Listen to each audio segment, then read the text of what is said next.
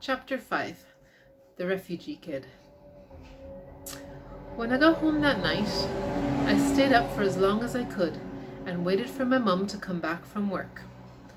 It's always 9:30 by the time she gets in on Mondays, because Mondays are late nights at the library.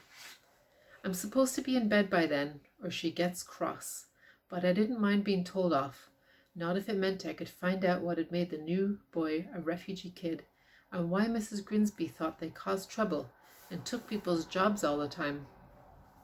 On the bus home, Michael said refugee kids came from big tents in the desert, but then Josie said that no one was allowed to live in tents in England except for when they were going on a camping trip, because it was against the law.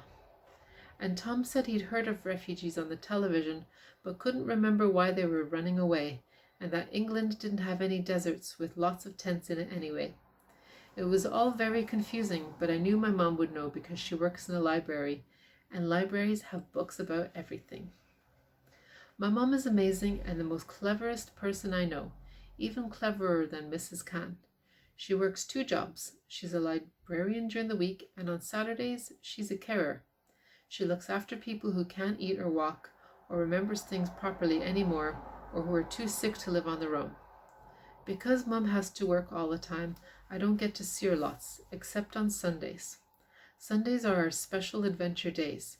We used to have them all the time with my dad. Whenever he had a day off, he would wake us up early, pack a lunch, and we'd set off in the car for an adventure, usually to the seaside, or a safari park, or if the weather was cold, for bowling or a movie. We can't really afford to do any of those things now because when I was 6 years old, my dad died in a car crash. Sometimes I worry that I'm forgetting him, even though I miss him every day.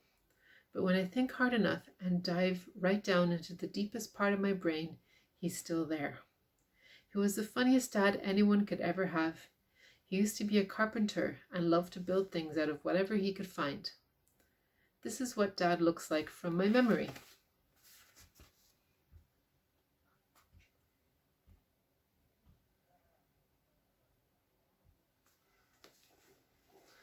He always talked a lot more than Mum and loved to make up stories. But more than anything, he loved listening to music. He had a huge music collection, and he was always fixing the old-fashioned record player my grandfather had bought for him on his 13th birthday. He taught me how to play the big black discs on it and how to polish the large golden sound horn properly.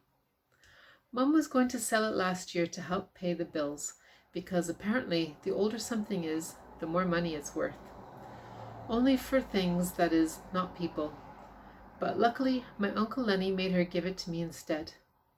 Uncle Lenny's my mum's brother, and is the best uncle in the world, even though he's married to my Aunt Christina, who I don't really like, and has a son called Jacob who likes breaking things.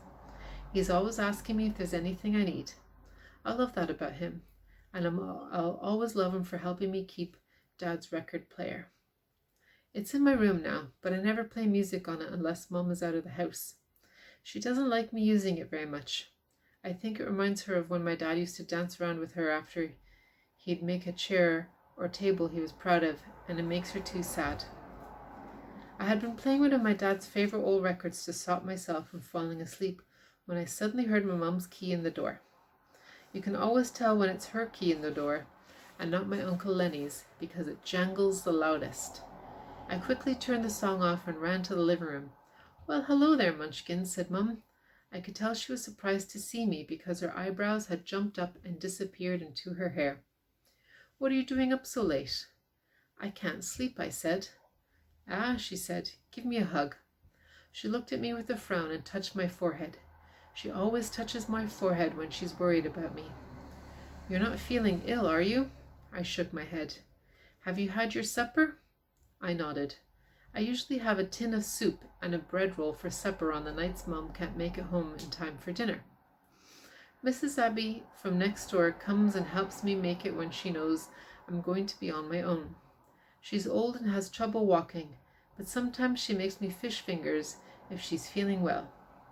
My favorite soup is tomato soup because it reminds me of tomato ketchup. Ketchup is one of my most favorite things to eat in the whole wide world. You can add a dollop of ketchup to any dish that's not a dessert, and I'll bet you my pocket money it'll make their dish taste instantly better. It's third on my list of top foods, after chocolate and ice cream that comes in a cone from an ice cream van. Well then, said Mum as she put her bags down, let's see if a little hot chocolate doesn't put you to rights. Come and keep me company while I have some tea. I'm not that hungry today. I followed Mum into the kitchen and watched her get out the cocoa jar and switch on the kettle. And then before I knew it, I asked, Mum, what's a refugee kid? I didn't really mean to blurt it out like that, but sometimes when my mouth does things my brain isn't ready for. Mum stopped when she was doing and stared at me. A refugee kid, she asked, with a frown on her face. Where did you hear those words? At school, I said. Someone called the new boy in our class a refugee kid. You've got a new boy in your class? I nodded. And Mrs. Khan didn't tell you anything about him? I shook my head. Only that he's called Ahmet, and he's never been to London before. I've been trying to make friends with him, but he doesn't talk to anyone, so I can't tell if he wants to be friends back. I see. Mum fell silent. She poured the milk into the milk pan and waited for it to heat up. I knew she was thinking about something serious because she was rubbing her chin a lot. Mum only ever rubs her chin when she is about to say something serious. Mum, I whispered. But Mum stayed silent and made me start to worry. Mum usually answers my questions right away. Maybe what Mr. Brown had called the new boy wasn't a nice thing to call him at all. When I waited for my hot chocolate, I went and sat down in my chair and looked out of the window. Our flat isn't very big, but we have a small table near the window with 4 chairs around it. It's like looking into an extra room in the house, but one that's filled with food instead. Whenever I go to my Uncle Lenny's house, I always look in his fridge, because his one is so big it almost touches the kitchen ceiling. If he had to, my Uncle Lenny would live in his fridge. He'd have to take out all the shells and things, but he could definitely live in it standing up if he wanted to. I think it's good to have a fridge that's big enough to stand in. It means you'll never run out of food like we do sometimes, and if you do, you can go and have a wander in it. When Mum had finished making the hot chocolate and her tea, she sat down in her chair, which is opposite mine, and took out 2 lumps of sugar from the sugar jar. Keeping them balanced on a spoon, she slowly stirred them into the tea in little circles. We both watched them get smaller and smaller until they disappeared. Mum, can you tell me then, what's a refugee kid? I mean, where do they come from? Mum gave me a look. She has at least 20 different looks that she gives me a secret message. I don't know what all of them mean. This one, stop asking me. Then she said, do you remember those lifeboats on the telly, darling? The ones with lots of people squeezed in that you were asking about? I nodded. It had been in the middle of the summer holidays. Mum and I were in the sitting room. She was doing a crossword, and I had been colouring in some drawings I had done, and the news was on in the background. The TV screen had suddenly changed from a woman reporter standing on a beach to a video of lots of people in boats in the middle of an ocean, all looking scared. I had felt sorry for them and asked Mum what was going on. Do you remember what I said? Asked Mum. You said that they were trying to find somewhere new to live because their home wasn't nice to live in anymore. Exactly, my love. They were what people called refugees. And children like the new boy in your class are called refugee kids because they've had to leave their homes and travel very far to try and find a new house to live in. Do you mean like Dina? I asked, wondering if Dina was going to be called a refugee kid in her new school too. She had to move to Wales because her mum and dad couldn't find a house in London. Mum shook her head. Not exactly, she said. Dina's mum and dad wanted to move. They had a choice, and they wanted to live in a much bigger, nicer house than the one they already had. But refugee children have been forced to run away because bad people have made it impossible for them to stay. Those bad people drop bombs on their houses and destroy all the beautiful parts of their cities, and the places where the refugees used to live have become so horrible and so scary that they can't live in them anymore. So they walk for miles and miles and get into boats to travel to countries they've never been to before and go to strange places they don't know, just so they can find somewhere that's safe enough to live in again. Oh, I said quietly. I wondered what the refugees had done to make the bad people so angry. Last year, 2 first graders in school had tripped over Brendan the bully to get back at him for chasing them, which made him so angry that he smashed open their lunch boxes and stomped on all their food. What did the refugees do to make the bad people want to hurt them? I asked, thinking it must have been something very bad to make someone want to drop a bomb on their house. Mum shook her head. Nothing at all, darling. The bad people are just much stronger than they are, and like to feel big and powerful by bullying them. You see, some people think by taking things away from other people and hurting them, it gives them more power. And the more power that they have, the more they want, and the greedier they get. So they go on hurting more and more people until everybody wants to run away. Just like the bullies at school, I said, feeling angry. Well, I guess it is sort of like that, smiled Mum, except the bullies the refugees are running from are a lot bigger and far more horrible. They force people to leave everything they ever had behind, even the people they love most in the world. I thought about the new boy and felt sorry for him. Maybe he had been forced to leave behind lots of things that he loved most in the world, and that's why he didn't talk to anyone and needed so much seclusion. I tried to think of whatever I would leave behind if I had to run away from lots of bullies, but I couldn't decide. All I know is that I could never leave my dad's record player behind, or his favorite hammer, which is still in the bottom kitchen drawer. Mum got up and took her mug to the sink. Now I want you to make friends with this new boy, but you mustn't be too eager. He needs lots of time and space first, okay? I nodded, even though I didn't really understand what she meant. If I was a new boy, I would use up all my time to make as many friends as I could, especially if I'd just run away from bullies that were bigger and more horrible than the bullies at school. I wondered if I should tell Mum about all the lemon sherbets and white mice and the orange with the smiley face I had given him, but then she said, "The world has never been kind to refugees," in a sad way. She sounded like she did whenever she talked about my dad, so even though I wanted to ask at least 4 more questions, I decided not to ask anything else. Now drink up and off to bed, and I'll come and tuck you in just a few minutes. Mum came and ruffled my hair. She always ruffles my hair when she wants me to think she's happier than she really is. I drank the rest of my hot chocolate just as quickly as I could and ran to bed. Mum only ever tucks me into bed when she's home early, so this is a special treat.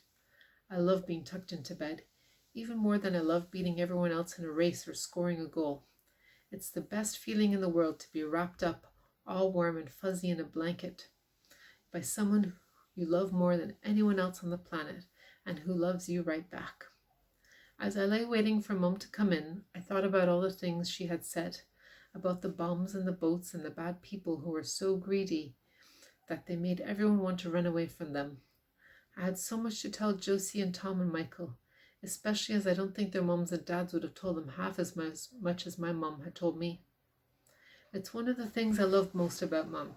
She always tries to answer my questions, no matter how tired she is or how hard my questions are.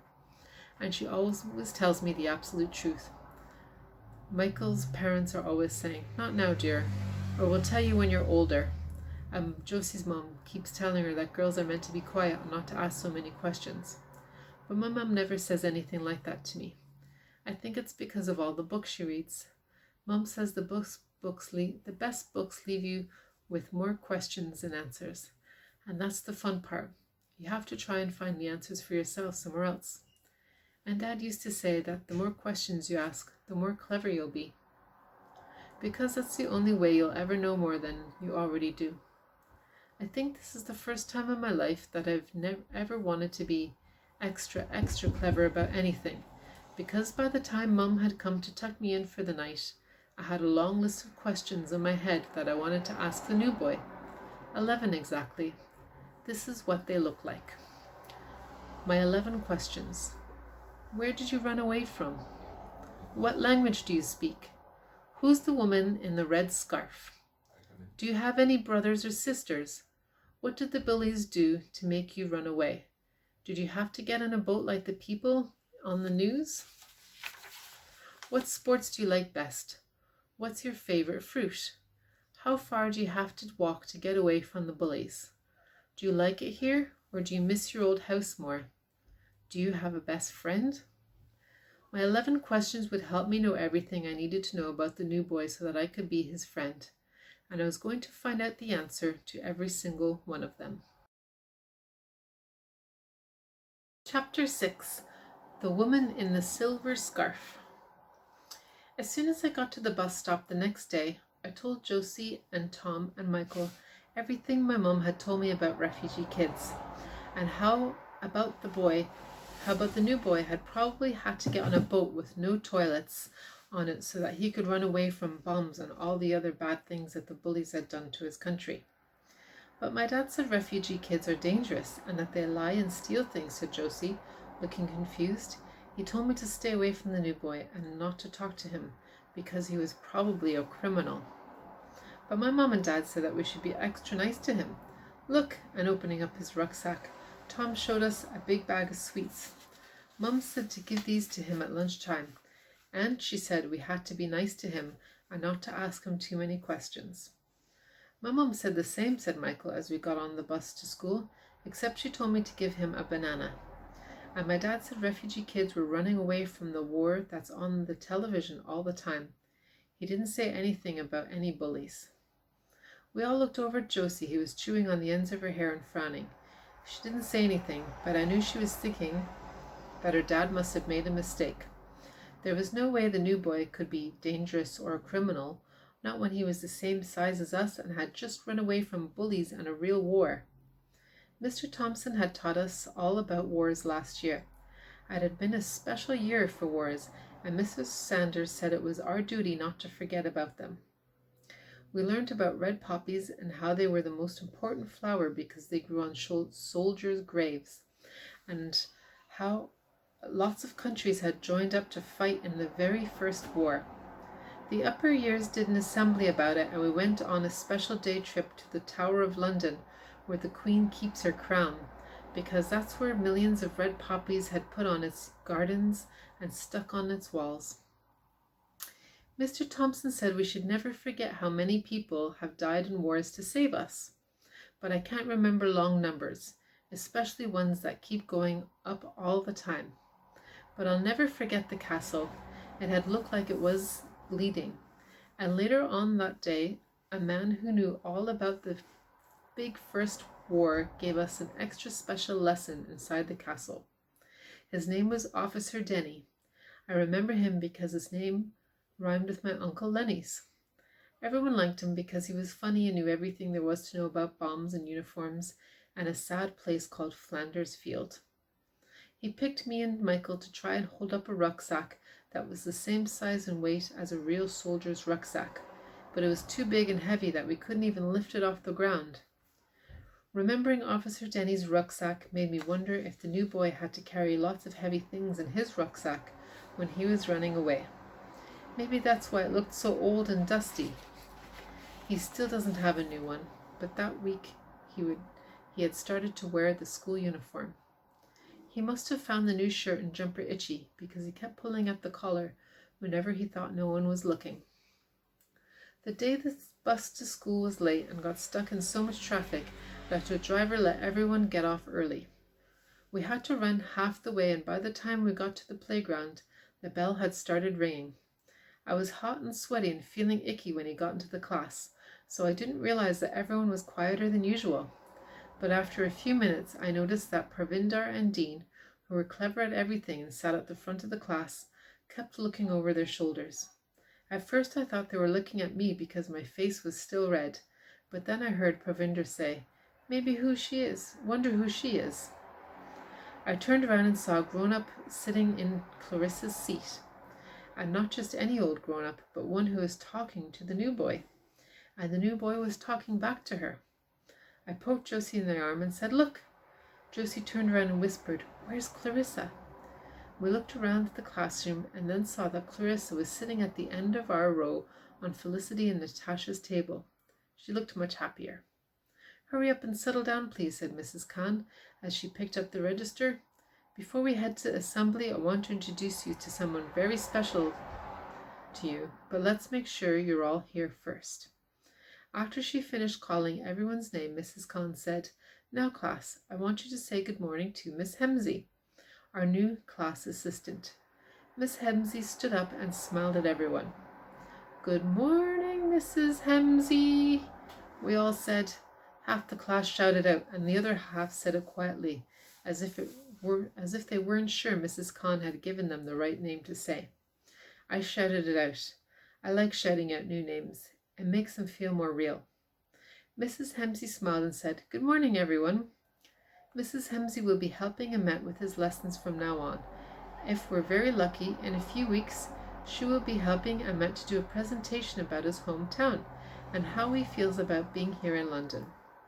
Everyone turned to stare at Miss Hemsey as she nodded and smiled and then sat back down. "She looks nice," whispered Josie. "I like her scarf." I looked back over my shoulder because I liked the scarf Mrs. Hemsey was wearing on her head too. It looked like a silver river, and it had a diamond pin clipped to one of the sides that looked like a star. She had one of those smiles where the person smiling never shows any teeth. But I liked it, and her eyes looked like they'd been drawn around with thick black pencil, which made them look bigger and more interesting. The new boy seemed to like her too, and when she sat back down, she whispered something to him and patted him on the back, which made him nod. I felt happy for him. He had someone to talk to, and he didn't have to sit next to Clarissa anymore. It's much nicer to sit next to someone who isn't always trying to get away from you all the time and has a diamond pin in her scarf. All that day the new boy did his lessons at the back of the class, and at break time and lunchtime he went to seclusion as usual. But maybe because Mrs. Hemsey was with him, he didn't look at the ground so much and seemed more interested in everything we were doing. I caught him staring at me and Josie twice before lunchtime and 3 whole times in the afternoon, and I was sure he wanted to be friends with us now. At home time we waited just as we always did by the gates, but this time all of us had something to give him. Josie had saved her chocolate yogurt pudding from her lunchbox for him especially, and Michael and Tom had the bag of sweets and the banana their mums and dads had told them to save. Today I had an apple to give him because the school canteen had run out of oranges. But it was okay because Tom had given me a sticker of a whale to put on it, so it was still special. As we were waiting, I crossed my fingers and secretly hoped that Miss Hemsey would come out with the new boy too, because since she could speak to him properly, she would be able to ask him some of my 11 questions. The playground had started to empty by the time the new boy finally came out, holding both Mrs. Hemsey and Mrs. Khan's hands. As they made their way over to the woman in the red scarf, Michael whispered, "Come on." I could tell he was excited because his eyes had gotten wider. Michael's eyes always get wider when he can't wait to do something. We all ran over to the new boy and gave him our gifts. "This is from me," said Tom, holding out the large bag of sweets like it was a trophy. "There are cola bottles in there, and flying whizbees and some toffee melts too." "And this is from me," said Josie, holding out the chocolate pudding. "It's my favorite." "Or this is just a banana, but look," said Michael, turning it over to show the new boy the row of stickmen he had drawn on it. "And this is from me," I said, holding out the apple. The new boy looked up, his arms full, and gave us such a happy nod. I could tell it was a happy nod, and not just an ordinary nod, because even though his mouth wasn't smiling, his lion eyes looked happy. Miss Hemsey bent down and said something in a foreign language into the new boy's ears. He nodded, and then looking up at us, said very slowly, "Thank you, friends." Josie, Michael, and Tom and me nodded and beamed, and then all at once started talking. "Do you want to come to play football with us tomorrow?" shouted Tom. "At break time?" "I'll get you another one of those puddings tomorrow if you like them," exclaimed Josie. "I'll ask my mum to give me something better than a banana," cried out Michael. "What about some mini muffins?" "I'll ask Mum, and I'm going to get something better than an apple tomorrow. What's your favorite fruit?" I asked. The new boy looked at us and then looked up at Miss Hemsey and Mrs. Khan and then at the woman in the red scarf. They were all smiling, and the woman in the red scarf ruffled his hair just like my mum had ruffled my hair the night before. "Now, kids," said Mrs. Khan, bending down so that her face was the same height as ours, These are all wonderful gifts, and I know Emmett is thankful for them, but he needs to just learn a little bit more English before he can answer your questions, okay? We all looked at each other and then at Mrs. Khan and then nodded. But I do think that's a very good idea of yours, Tom. Maybe Emmett would like to play football with you tomorrow at break time. Mrs. Khan looked over at Miss...